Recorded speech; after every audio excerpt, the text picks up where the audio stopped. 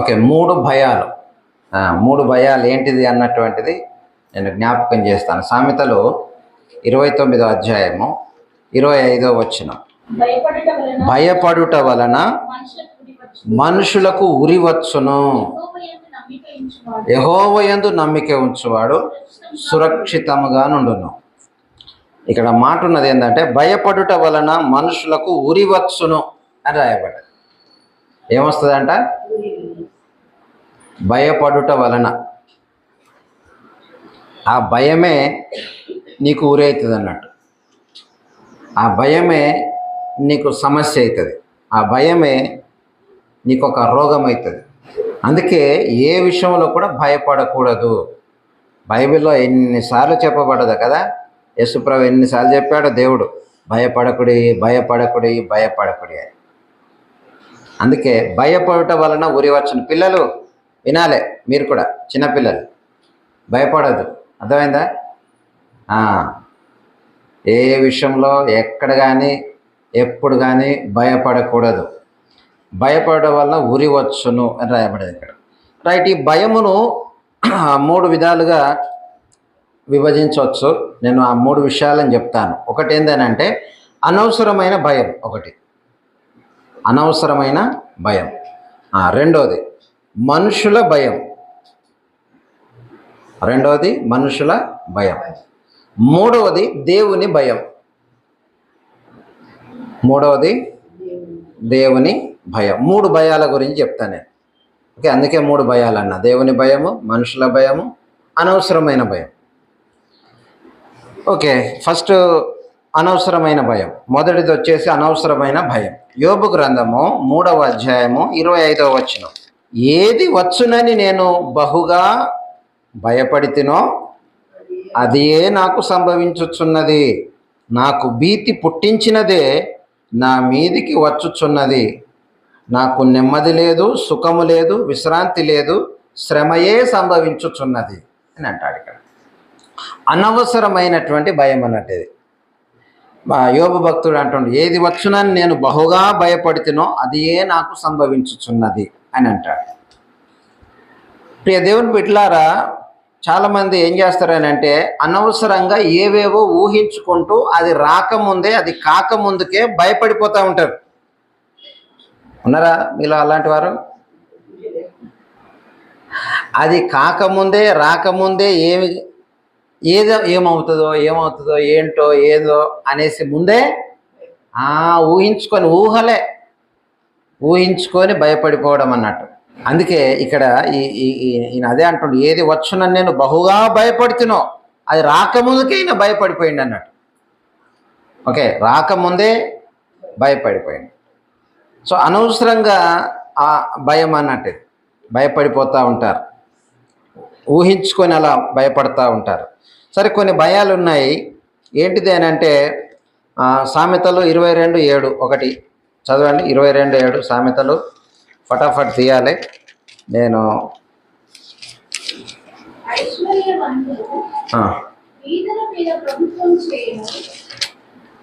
22:7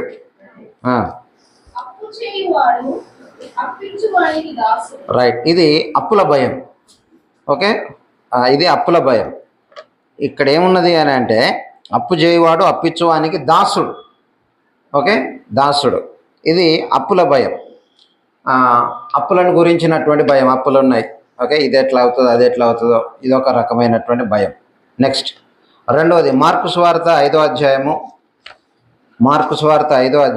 33వ వచనం.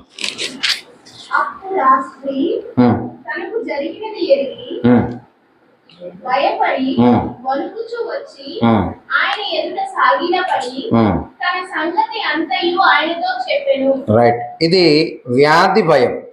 ఓకే, వ్యాధి భయం, రోగ భయం. ఓకే, ఇక్కడ 12 ఏళ్ల నుండి రక్తస్రావం కలిగినటువంటి స్త్రీ ఉన్నది. సో ఆమె భయపడుతూ వచ్చింది దేవుని దగ్గరకు. సో తన యొక్క రోగాన్ని బట్టి ఆమె భయపడుతూ వచ్చింది దేవుని దగ్గరికి. రైట్, ఆమె బాగుపడ్డది. సో ఏ భయమైనా కానీ ప్రభు దగ్గరికి వచ్చినప్పుడు ఆ భయము పోతుంది, ఆ భయము పటాపంచలైపోతుంది. సో దేవుడు ఆ పరిస్థితుల నుంచి మారుస్తాడు అన్నటువంటి విషయాన్ని జ్ఞాపకం చేస్తూ ఉంటున్నాను. నెక్స్ట్ మూడోది ఏంటంటే మరణ భయం. ఓకే, మొదటి సమూయేలు గ్రంథము 5వ అధ్యాయము 11వ వచనం. కాగా జనులు ఫిలిస్తీన్ల సర్దారులందరినీ పిలువనంపించి, ఇశ్రాయేలీల దేవుని మందసము మనలను మన జనులను చంపకుండానట్లు స్వస్థానమునకు దానిని పంపించుడని, దేవుని హస్తం అక్కడ బహు భారముగా ఉండెను గనుక మరణ భయము ఆ పట్టణస్థులందరినీ పట్టియుండెను. చావక మిగిలి ఉన్నవారు గడ్డల రోగము చేత మొత్తబడిరి. ఆ పట్టణస్థుల కేకలు ఆకాశం వరకు వినబడెను అని రాయబడ్డది అక్కడ. కొంతమంది చనిపోయారు, కొంతమంది రోగంతో ఉన్నారు, గడ్డల రోగంతో దేవుడు మొత్తాడు అనేసి అక్కడ చూస్తూ ఉంటున్నాం. మరణ భయం. సో ఇలా పలు విధములైనటువంటి భయాలతో మనుషులు అనుక్షణము చస్తూ బ్రతుకుతూ ఉంటారు. ఏమేం భయాలు ఉన్నాయి? మరణ భయం ఉన్నది, అప్పుల భయం ఉన్నది, రోగాల భయం ఉన్నది, ఇంకా భవిష్యత్తును గురించినటువంటి భయాలు, ఇంకా రకరకాలు ఉంటాయి ఇంకా. ఓకే, ఇలాంటివన్నీ కూడా ఉంటాయి. కానీ 2 తిమోతి 2వ అధ్యాయము 7వ వచనంలో ఒక మాట రాయబడ్డది. తిమోతికి రాసిన 2వ పత్రిక, రైట్, 1వ అధ్యాయం 7వ వచనం. దేవుడు మనకు శక్తియు ప్రేమయు ఇంద్రియ విగ్రహము గల ఆత్మనే ఇచ్చెను గాని పిరికితనము గల ఆత్మ ఇయ్యలేదు. రైట్, ఇది ఈ మాట కావాలి. సో ఇక్కడ రాయబడ్డది ఏంటంటే దేవుడు తన బిడలకు శక్తి, ప్రేమ, ఇంద్రియ నిగ్రహము గల ఆత్మను ఇచ్చెను కానీ పిరికితనము గల ఆత్మను ఇయ్యలేదు. భయం ఎక్కడి నుండి వస్తుందండి? పిరికితనము నుండే. ఓకే, పిరికితనం వల్ల ఏమైపోతారు?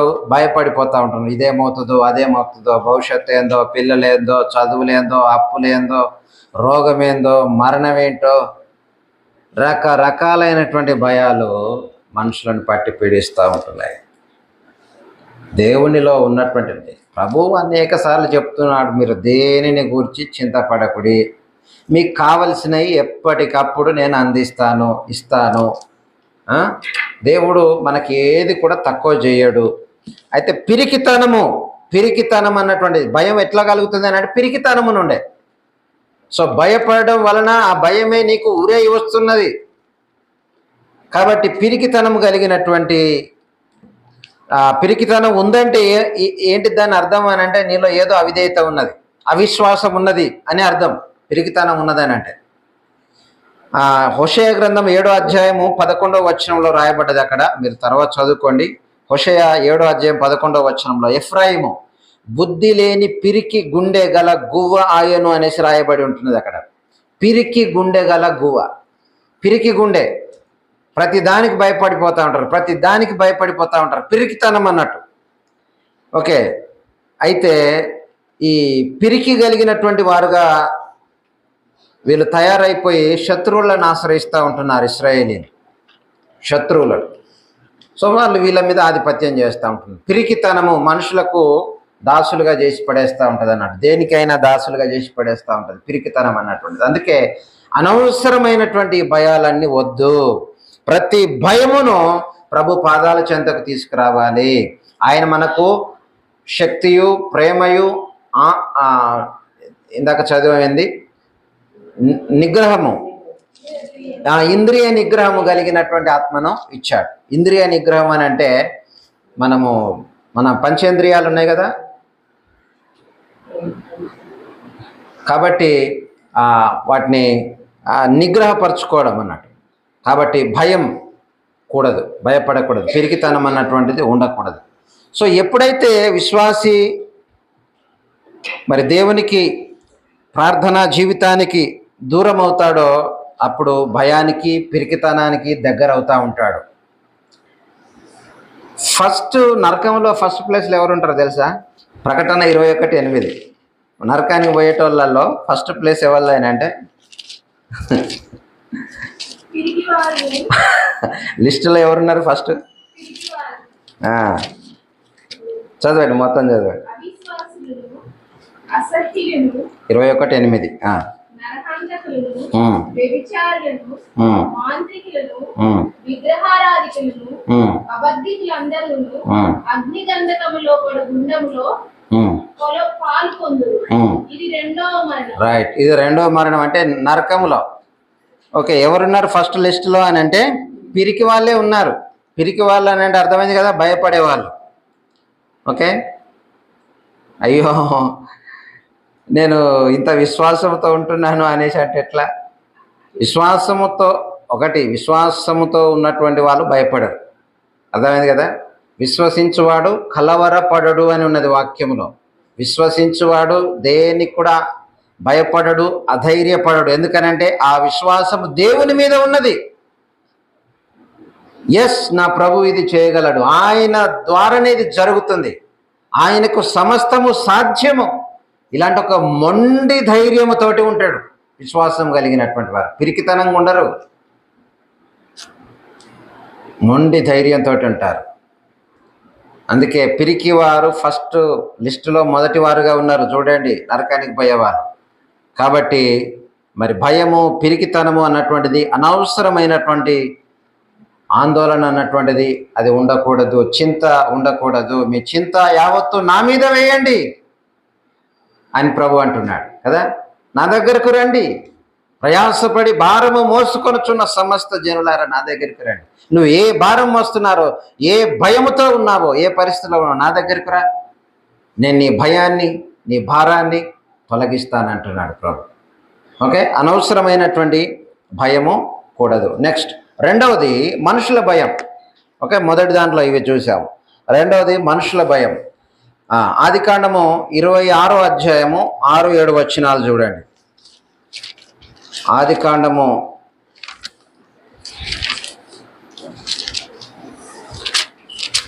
26వ అధ్యాయము 6-7 వచనం. ఓకే, ఇస్సాకు గెరారులో నివసించెను. ఆ చోటి మనుషులు అతని భార్యను చూసి ఆమె ఎవరని అడిగినప్పుడు అతడు ఆమె నా సహోదరి అని చెప్పాను.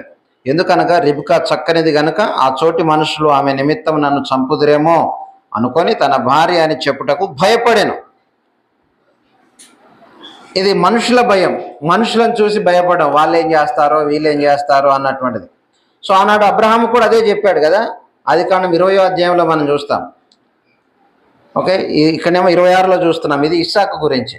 20వ అధ్యాయంలోనేమో ఆదికాండం 20వ అధ్యాయం 2వ వచనం నుంచి 11వ వచనం వరకు కూడా చూస్తే ఆనాడు అబ్రహాము మనుషులకు భయపడి అబద్ధము చెప్పాడు అక్కడ. ఈరోజు ఇక్కడ ఏం చేశాడు ఈయన ఇస్సాకు, తన కుమారుడైన ఇస్సాకు కూడా మనుషులకు భయపడి అబద్ధము చెబుతున్నాడు, అబద్ధం చెప్తా ఉంటున్నాడు. కాబట్టి తండ్రి ఎట్లా చేశాడో కుమారుడు కూడా అట్లనే చేస్తూ ఉంటున్నాడు, అబద్ధాలు కదా. తండ్రి అబద్ధం చెప్తే అంతే కదా, పేరెంట్స్ ఏది చేస్తే పిల్లలు అదే చేస్తూ ఉంటారు, అబద్ధాలు. ఎందుకు అబద్ధం ఆడాల్సి వచ్చింది ఇక్కడ? భయము. దానికి కారణం ఏంటిది? భయం. వీళ్ళు ఏమంటారో, వాళ్ళు ఏమంటారో, ఎవరేమంటారో, ఏమనుకుంటారో, భయం. క్రైస్తవులుగా ఉండడానికి భయం, క్రైస్తవులుగా బయట సమాజానికి కనబడడానికి భయం. ఏమనుకుంటారు అని బైబిల్ పట్టుకొని బయట వెళ్ళడానికి భయం, ఎవరేమనుకుంటారు అనేసి. మనుషుల భయం. కాబట్టి భయపడకూడదు. భయము మనల్ని దేవునికి దూరం చేస్తూ ఉంటుంది. కాబట్టి చాలా విషయాలు ఉన్నాయి, కానీ నేను క్లుప్తంగా చెప్తా ఉంటున్నాను. అయితే ఈరోజు మనము దేవుని బిడ్డలమని చెప్పుకోలేని పరిస్థితి ఉన్నది అని అంటే, చెప్పుకోలేకపోతున్నావు అని అంటే దేవుడు కూడా నిన్ను ఒప్పుకోడంట దేవుని బిడ్డగా. అర్థమైందా? మత్తయి సువార్త 10వ అధ్యాయము చూడండి, 32-33 వచనాలు. మనుషుల ఎదుట నన్ను ఒప్పుకొనివాడు ఎవడో పరలోకమందున్న నా తండ్రి ఎదుట నేనును వాణ్ణి ఒప్పుకొందును. మనుషుల ఎదుట ఎవడు నన్ను ఎరగననునో వానిని పరలోకమందున్న నా తండ్రి ఎదుట నేనును ఎరగనందును. మనుషులకు భయపడకూడదు, నేను దేవుని బిడ్డను అని గర్వంగా చెప్పుకునేటట్టుగా ఉండాలి మనం. వాళ్ళు ఎవరైనా కానీ దేవుని నమ్మినందుకు మిమ్మల్ని ఇక్కడ చంపేస్తాం అనేసి అన్నా కూడా ఎస్ నేను దేవుని బిడ్డనే అని చెప్పగలిగారు కదా. దానియేలు చేసింది అదే కదా. షడ్రక్ మేషక్ అబేద్నెగోలు చేసింది అదే కదా. అగ్నిగుండంలో పడేస్తానా, సింహాల బోన్లో వేస్తానా, చెరసాలలో వేస్తానన్నా భక్తులందరినీ మనం చూస్తాం ఇక్కడ. మీరు ఏమన్నా చేసుకోరు, కానీ మేము దేవుని గురించి యేసుని గురించి చెప్పకుండా ఉండలేమనేసి అన్నారు అపోస్తలుడు కదా. నేను చెప్పకుండా ఉండలేము. జైలు వేసుకుంటారు, వేసుకోరు. కొడతారా, చంపుతారా, చంపేసేయండి. రాళ్లతో కొట్టి చంపుతున్నప్పుడు కూడా స్టెఫెను దేవుని గురించే మాట్లాడాడు. ఇక్కడ నన్ను ఎవరైతే ఒప్పుకుంటారో అక్కడ నేను వారిని ఒప్పుకుంటాననేసి అంటున్నాడు. దేవుని బిడ్డగా ఉండడానికి ఏ మాత్రం కూడా సిగ్గుపడద్దు, భయపడద్దు. ఏంటి నువ్వు ప్రత్యేకంగా ఉన్నావు అని అంటే, ఎస్ నేను దేవుని బిడ్డను, నేను ఆమె క్రిస్టియన్. నేను మా పిల్లలకు ముగ్గురికి, పాస్టర్ అమ్మకు, నాకు, మేమందరం క్రిస్టియన్ సర్టిఫికేట్ తీసుకున్నాం గవర్నమెంట్ నుంచి. క్రిస్టియన్ సర్టిఫికేట్, నాకు క్రిస్టియన్ సర్టిఫికేట్ రావడానికి 5-6 నెలలు పట్టింది. చాలా సతాయించారు ఎంఆర్ఓలు, కలెక్టరేట్ నుండి చాలా అన్ని విధాలుగా సతాయించారు ఇవ్వడానికి. వాళ్ళు నన్ను తిట్టారు, నీ పిల్లల భవిష్యత్తును పాడు చేస్తున్నావు, వాళ్ళకి ఏమి రాదు, అదేంది ఇదేంది అనేసి అన్నారు. ఏం రాకపోలే, కానీ నేను క్రిస్టియన్గా చెప్పుకోవడానికి ఇష్టపడుతున్నాను. నాకేం రాకపోయినా పర్లేదు, నేను క్రిస్టియన్గానే ఉంటాను, క్రిస్టియన్గానే బ్రతుకుతాను, క్రిస్టియన్గానే చేస్తాను. నా పిల్లలు కూడా అంతే, వాళ్ళకేం రాకపోయి అనేసి నేను 5-6 నెలలు ఫైట్ చేస్తే ఆ సర్టిఫికెట్స్ వచ్చాయి, క్రిస్టియన్ సర్టిఫికెట్. అందుకే ఇప్పుడు వాళ్ళకు క్రిస్టియన్ సర్టిఫికెట్. కాబట్టి ఎక్కడ కూడా మనం సిగ్గుపడకూడదు, ఎక్కడ కూడా సిగ్గుపడకూడదు. దేవుని పిల్లలమని చెప్పుకోవడానికి ధైర్యంగా మనం చెప్పుకోగలగాలి. మనుషులకు భయపడకూడదు అన్నటువంటి విషయాన్ని ఇక్కడ చూస్తూ ఉంటున్నాం. నెక్స్ట్ మూడవది దేవుని భయం. మూడో భయం ఏంటిదని అంటే దేవుని భయం. ఆదికాండము 42:18.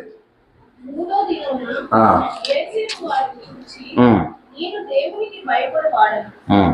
మీరు బ్రతుకున్నట్లు దీన్ని చేయుడి. రైట్. ఇక్కడ యోసేపు అంటున్న మాట ఏంటంటే నేను దేవునికి భయపడువాడను అని అంటున్నాడు అక్కడ. సో వీరు యోసేపుని గుర్తుపట్టలేదు. యోసేపు ఏమో ఐగుప్తు దేశానికి అధికారిగా ఉన్నాడు. సో వారిని 3 దినాలు చెరసాలలో వేయించాడు. యోసేపులో ఈ కక్ష సాధింపు ధోరణి, లేకుంటే పగ, ద్వేషం అన్నటివి లేవు ఆయనలో, అలాంటివి ఏం లేదు. సో వారు గతంలో తనకు చేసినటువంటి మరి కీడును తలంచుకొని వారు పశ్చాత్తాపం చెందాలని మాత్రమే భావించాడు అక్కడ, అంతే తప్ప కక్ష సాధింపు తోటి మాత్రము చేయలేదన్నట్టు అక్కడ. సో 3వ నాడు వాళ్ళని విడిపించి ఏమంటున్నాడంటే నేను దేవునికి భయపడువాడను అనేసి అంటున్నాడు అక్కడ. కాబట్టి మరి అందువలనే మరి యోసేపు తన అన్నలు చేసినటువంటి కీడంతా కూడా మర్చిపోయి వారి కుటుంబాలను పోషించాడు. దేవునికి భయపడేవాడు కాబట్టే వాళ్ళను క్షమించాడు, వాళ్ళ కుటుంబాలను పోషించాడు. కాబట్టి దేవునికి భయపడేవాడు కాబట్టే అతడు పాపము చేయలేదు, పాపము నుంచి దూరంగా పారిపోయాడు. దేవునికి భయపడేవాడు కాబట్టే యథార్థంగా బ్రతకగలిగాడు, జీవించగలిగాడు. యెహోషువ గ్రంథము 14వ అధ్యాయము 7వ వచనంలో అక్కడ కాలేబు అంటున్నాడు చూడండి. యెహోషువ 14. దేశమును వేగు చూచినప్పుడు యెహోవా సేవకుడైన మోషే కాదేషు బర్నేయలో నుండి నన్ను పంపించినప్పుడు నేను 40 ఏళ్ళు వాడను, ఎవరికి భయపడక నేను చూచినది చూచినట్టే అతనికి వర్తమానం తెచ్చింది. Right right. కాబట్టి ఎవరికి భయపడలేదు, ఎవరికి భయపడక నేను చూచినది చూచినట్టే అతనికి వర్తమానం తెచ్చి తిని అని అంటున్నాడు ఇక్కడ. ఎవరు? కాలేబు. మోషే కానాను ప్రాంతాన్ని వేగు చూడడానికి 12 మందిని పంపించాడు. ఓకే, 10 మంది ఏమో చెడ్డ సమాచారం తీసుకొస్తారు, యెహోషువ కాలేబులు మంచి సమాచారాన్ని తీసుకొస్తారు. సో ఇప్పుడు యెహోషువ ఇశ్రాయేలీలకు నాయకుడు అయ్యాడు. కాలేబు యెహోషువ దగ్గరకు వచ్చి మాట అంటున్నాడు అన్నట్టు ఇక్కడ.